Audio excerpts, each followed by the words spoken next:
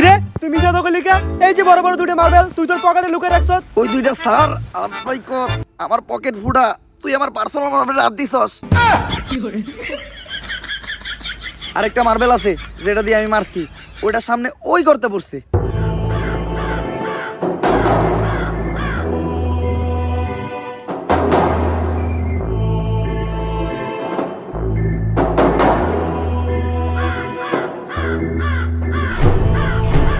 ওই কিরে আমার হাত আটকে গেছে, ওই তাড়াতাড়ি আয় আমার এন থেকে ছুটা।